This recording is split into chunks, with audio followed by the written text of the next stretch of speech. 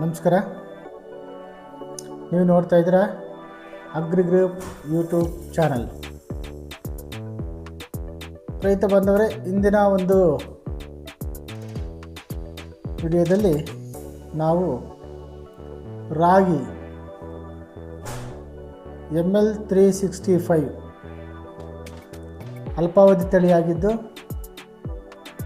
ಈ ಒಂದು ತಳಿಯು 3 ತಿಂಗಳ ಬೆಳೆ ಆಗಿರುತ್ತದೆ. ಮುಂಗಾರು ತಡವಾದರೂ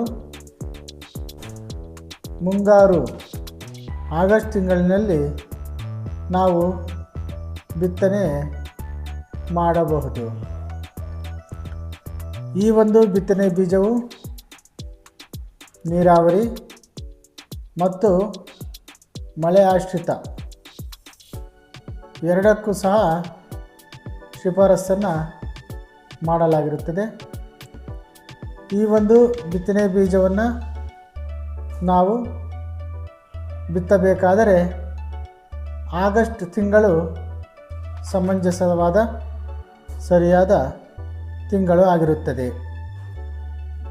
ಈ ಒಂದು ಬಿತ್ತನೆ ಬೀಜ ನಾವು ಬಳಸಿ ಉತ್ತಮ ಇಳುವರಿಯನ್ನು ಪಡೆಯಬೇಕಾದರೆ ಕೆಲವಾರು ಬೇಸಾಯದ ಪದ್ಧತಿಗಳನ್ನು ಅನುಸರಿಸಬೇಕಾಗಿರುತ್ತದೆ. ಬಿತ್ತನೆ ಬೀಜದ ಪ್ರಮಾಣ: ನೀರಾವರಿಗೆ 5 kg ಬಳಸಬೇಕಾಗಿರುತ್ತದೆ. ಮಳೆ ಆಶ್ರಿತಕ್ಕೆ 10 kgಯಿಂದ 12 kgಯಷ್ಟು ಪ್ರಮಾಣದ ಬಿತ್ತನೆ ಬೀಜ ನಾವು ಬಳಸಬೇಕಾಗಿರುತ್ತದೆ. ಬಿತ್ತನೆಯ ಅಂತರವನ್ನು ನಾವು ತಿಳಿದುಕೊಳ್ಳುವುದಾದರೆ, ಅಂತರ 22.5 ಸೆಂಟಿಮೀಟರ್ ಸಾಲಿನಿಂದ ಸಾಲಿಗೆ ಹಾಗೂ 10 ಸೆಂಟಿಮೀಟರ್ ಗಿಡದಿಂದ ಗಿಡಕ್ಕೆ ಅಂತರದಲ್ಲಿ ಬಿತ್ತನೆ ಮಾಡಬೇಕಾಗಿರುತ್ತದೆ. ಶಿಫಾರಸು ಮಾಡಿರುವ ಗೊಬ್ಬರಗಳನ್ನು ನಾವು ತಿಳಿಯೋಣ ಬನ್ನಿ. ನೀರಾವರಿ ಬೆಳೆಗೆ ಸಾರಜನಕ 100 kg, ರಂಜಕ 50 kg, ಪೊಟ್ಯಾಷ್ 50 kg ಉಪಯೋಗಿಸಬೇಕಾಗಿರುತ್ತದೆ.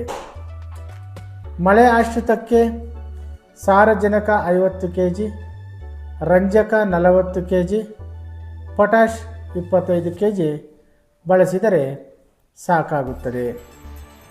ಉತ್ತಮ ಬೆಳೆಯನ್ನು ಪಡೆಯಲು ಅಥವಾ ಹೆಚ್ಚು ಇಳುವರಿಯನ್ನು ಪಡೆಯಲು ನಾವು ಕಾಂಪೋಸ್ಟ್ ಗೊಬ್ಬರ ಅಥವಾ ಕೊಟ್ಟಿಗೆ ಗೊಬ್ಬರವನ್ನು ಬಳಸುವುದು ಅತ್ಯುತ್ತಮವಾಗಿರುತ್ತದೆ. 1 ಹೆಕ್ಟೇರಿಗೆ 7.5 ಟನ್ನಷ್ಟು ಕೊಟ್ಟಿಗೆ ಗೊಬ್ಬರ ನಾವು ಬಳಸಬೇಕಾಗಿರುತ್ತದೆ.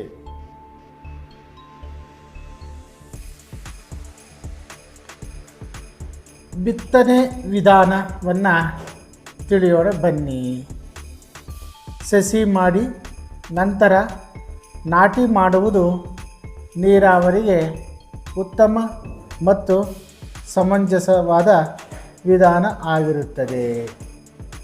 ಕೂರಿಗೆ ಬಳಸಿ ಬಿತ್ತನೆ ಮಳೆ ಆಶ್ರಿತಕ್ಕೆ ಉತ್ತಮವಾದ ವಿಧಾನ ಆಗಿರುತ್ತದೆ.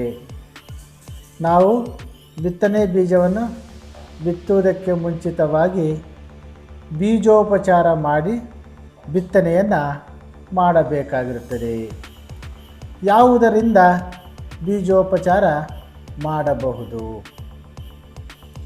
ಥೈರಾಮ್, ಮ್ಯಾಂಕೋಜಬ್ ಅಥವಾ ಕಾರ್ಬನ್ಡೈಸಿಯಮ್ 2 ಗ್ರಾಂ ಪ್ರತಿ kgಗೆ ಬಳಸಿ ನಾವು ಬೀಜೋಪಚಾರವನ್ನು ಮಾಡಿ ಬಿತ್ತಿದರೆ ಬೀಜಗಳು ಬ್ಲಾಸ್ಟ್ ಆಗುವುದು ಹತೋಟಿಗೆ ಬಂದು 100% ಬಿತ್ತನೆ ಮೊಳಕೆ ಹೊಡೆಯುತ್ತದೆ.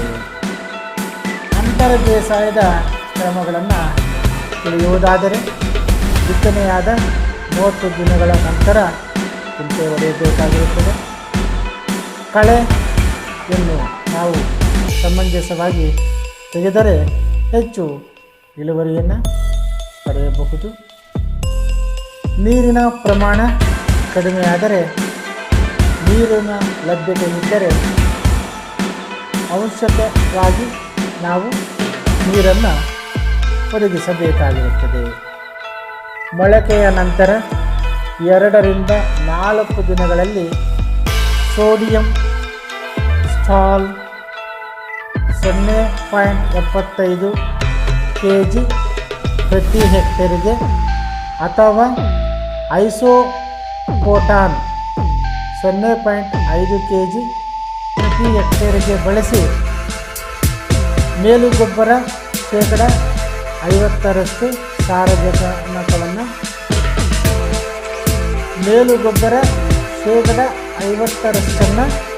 ಸಾರಜನಕ ಗೊಬ್ಬರವನ್ನು ನಾವು ಬಿತ್ತನೆ ಮಾಡಿದ 30 ದಿನಗಳ ನಂತರ ನಾವು ಬಳಸಬೇಕಾಗಿರುತ್ತದೆ.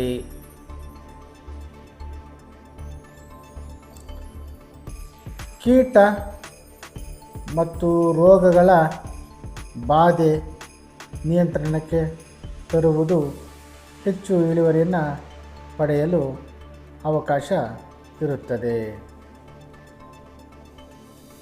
ML 365 ಅಲ್ಪಾವಧಿ ತಳಿಗೆ ಪ್ರಮುಖವಾಗಿ ಕಂಡುಬರುವಂತಹ ರೋಗ ಎಂದರೆ ಬೆಂಕಿ ರೋಗ ಅಥವಾ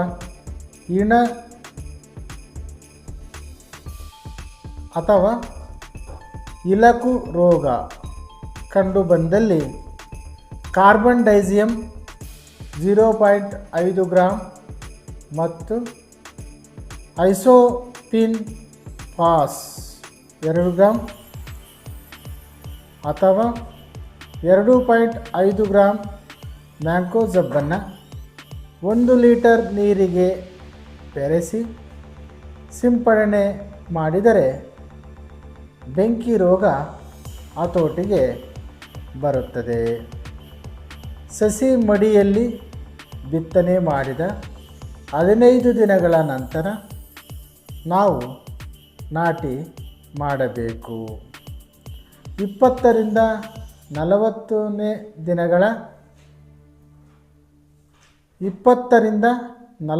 ದಿನಗಳಲ್ಲಿ ಹಾಗೂ ಶೇಕಡ 50ರಷ್ಟು ತೆನೆ ಬಂದಾಗ ಸಿಂಪಡಣೆ ಮಾಡಬೇಕಾಗಿರುತ್ತದೆ. ಕಟಾವು ಮತ್ತು ತಂತ್ರಜ್ಞಾನ ಬಳಸುವುದು ಹೇಗೆ? ಕಟಾವು ಮಾಡುವ ಅಂದರೆ ತೆನೆಗಳು ಸಂಪೂರ್ಣ ಒಣಗಿದ ಸ್ಥಿತಿಯಲ್ಲಿ ಗಟ್ಟಿಯಾದ ಕಾಳುಗಳಿಂದ ಕೂಡಿದ್ದು, ತೆನೆಯ ಇಲಕುಗಳು ಸಡಿಲವಾಗಿ ಹೊರಕ್ಕೆ ಬಾಗಿದಂತೆ ಚಾಚಿರುತ್ತದೆ. ಕಟಾವು ಕುಡುಗೋಲು ನಿಂದ ಅಥವಾ ಕಟಾವು ಮಾಡುವ ಯಂತ್ರವನ್ನು ಬಳಸಿ ನಾವು ಕಟಾವು ಮಾಡಬಹುದು. ವಿಶೇಷ ಸೂಚನೆಗಳನ್ನು ನಾವು ತಿಳಿಯುವುದಾದರೆ 15 ದಿನಗಳ ಸಸಿಗಳನ್ನು ನಾವು ನೀರಾವರಿಗೆ ನಾಟಿ ಮಾಡಲು ಸಮಂಜಸವಾಗಿರುತ್ತದೆ. ಸಸಿ ಮಾಡಿದ 25 ದಿನಗಳ ನಂತರ ನಾಟಿ ಮಾಡಬಾರದು.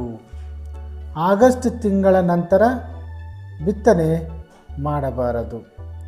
ಈ ರೀತಿಯ ಎಲ್ಲ ಕ್ರಮಗಳನ್ನು ಅನುಸರಿಸಿ ಬಿತ್ತನೆ ಮಾಡಿದರೆ ಇಳುವರಿ 12 ರಿಂದ 15 ಕ್ವಿಂಟಲ್ ಪ್ರತಿ ಎಕರೆಗೆ ಇಳುವರಿಯನ್ನು ನಾವು ಪಡೆಯಬಹುದು. ರೈತ ಬಾಂಧವರೇ, ಇಲ್ಲಿ ತಿಳಿಸಿದ ಎಲ್ಲ ಒಂದು ಕ್ರಮಗಳನ್ನು ಸಮರ್ಪಕವಾಗಿ ನಾವು ಬಳಸಿದ್ದೇ ಆದರೆ ಉತ್ತಮ ಇಳುವರಿಯನ್ನು ಪಡೆಯಬಹುದು. ML 365 ಇದು ಒಂದು ಅಲ್ಪಾವಧಿ ತಳಿಯಾಗಿದ್ದು ಆಗಸ್ಟ್ ತಿಂಗಳಲ್ಲಿ ಬಿತ್ತಿದರೆ ಉತ್ತಮ ಇಳುವರಿಯನ್ನು ಪಡೆಯಬಹುದು. ಈ ಮಾಹಿತಿ ನಿಮಗೆ ಇಷ್ಟವಾದರೆ ಸಬ್ಸ್ಕ್ರೈಬ್ ಮಾಡಿ, ಶೇರ್ ಮಾಡಿ, ಲೈಕ್ ಮಾಡಿ. ಧನ್ಯವಾದಗಳು. ಮುಂದಿನ ವಿಡಿಯೋದಲ್ಲಿ ಸಿಗೋಣ.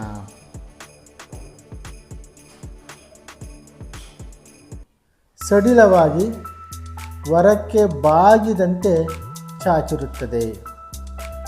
ಕಟಾವು ಕುಡುಗೋಲು ನಿಂದ ಅಥವಾ ಕಟಾವು ಮಾಡುವ ಯಂತ್ರವನ್ನು ಬಳಸಿ ನಾವು ಕಟಾವು ಮಾಡಬಹುದು.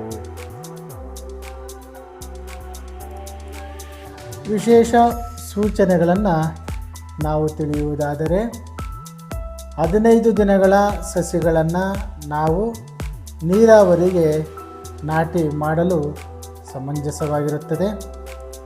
ಸಸಿ ಮಾಡಿದ 25 ದಿನಗಳ ನಂತರ ನಾಟಿ ಮಾಡಬಾರದು.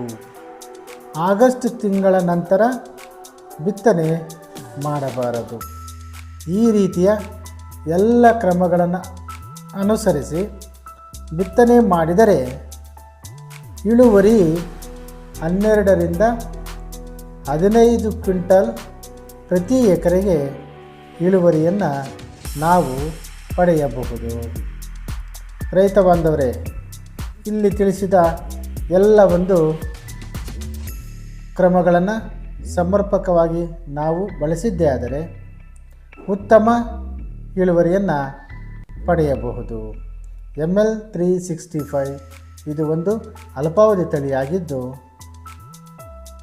ಆಗಸ್ಟ್ ತಿಂಗಳಲ್ಲಿ ಬಿತ್ತಿದರೆ ಉತ್ತಮ ಇಳುವರಿಯನ್ನು ಪಡೆಯಬಹುದು. ಈ ಮಾಹಿತಿ ನಿಮಗೆ ಇಷ್ಟವಾದರೆ ಸಬ್ಸ್ಕ್ರೈಬ್ ಮಾಡಿ, ಶೇರ್ ಮಾಡಿ, ಲೈಕ್ ಮಾಡಿ. ಧನ್ಯವಾದಗಳು. ಮುಂದಿನ ವಿಡಿಯೋದಲ್ಲಿ ಸಿಗೋಣ.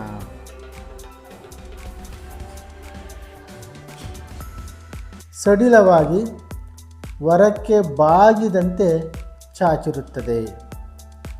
ಕಟಾವು ಕುಡುಗೋಲು ನಿಂದ ಅಥವಾ ಕಟಾವು ಮಾಡುವ ಯಂತ್ರವನ್ನು ಬಳಸಿ ನಾವು ಕಟಾವು ಮಾಡಬಹುದು. ವಿಶೇಷ ಸೂಚನೆಗಳನ್ನು ನಾವು ತಿಳಿಯುವುದಾದರೆ, 15 ದಿನಗಳ ಸಸಿಗಳನ್ನು ನಾವು ನೀರಾವರಿಗೆ ನಾಟಿ ಮಾಡಲು ಸಮಂಜಸವಾಗಿರುತ್ತದೆ. ಸಸಿ ಮಾಡಿದ 25 ದಿನಗಳ ನಂತರ ನಾಟಿ ಮಾಡಬಾರದು. ಆಗಸ್ಟ್ ತಿಂಗಳ ನಂತರ ಬಿತ್ತನೆ ಮಾಡಬಾರದು. ಈ ರೀತಿಯ ಎಲ್ಲ ಕ್ರಮಗಳನ್ನು ಅನುಸರಿಸಿ ಬಿತ್ತನೆ ಮಾಡಿದರೆ ಇಳುವರಿ 12ರಿಂದ 15 ಕ್ವಿಂಟಲ್ ಪ್ರತಿ ಎಕರೆಗೆ ಇಳುವರಿಯನ್ನು ನಾವು ಪಡೆಯಬಹುದು. ರೈತ ಬಾಂಧವರೇ, ಇಲ್ಲಿ ತಿಳಿಸಿದ ಎಲ್ಲ ಒಂದು ಕ್ರಮಗಳನ್ನು ಸಮರ್ಪಕವಾಗಿ ನಾವು ಬಳಸಿದ್ದೇ ಆದರೆ ಉತ್ತಮ ಇಳುವರಿಯನ್ನು ಪಡೆಯಬಹುದು. ML 365 ಇದು ಒಂದು ಅಲ್ಪಾವಧಿ ತಳಿಯಾಗಿದ್ದು, ಆಗಸ್ಟ್ ತಿಂಗಳಲ್ಲಿ ಬಿತ್ತಿದರೆ ಉತ್ತಮ ಇಳುವರಿಯನ್ನು ಪಡೆಯಬಹುದು. ಈ ಮಾಹಿತಿ ನಿಮಗೆ ಇಷ್ಟವಾದರೆ ಸಬ್ಸ್ಕ್ರೈಬ್ ಮಾಡಿ, ಶೇರ್ ಮಾಡಿ, ಲೈಕ್ ಮಾಡಿ. ಧನ್ಯವಾದಗಳು. ಮುಂದಿನ ವಿಡಿಯೋದಲ್ಲಿ ಸಿಗೋಣ.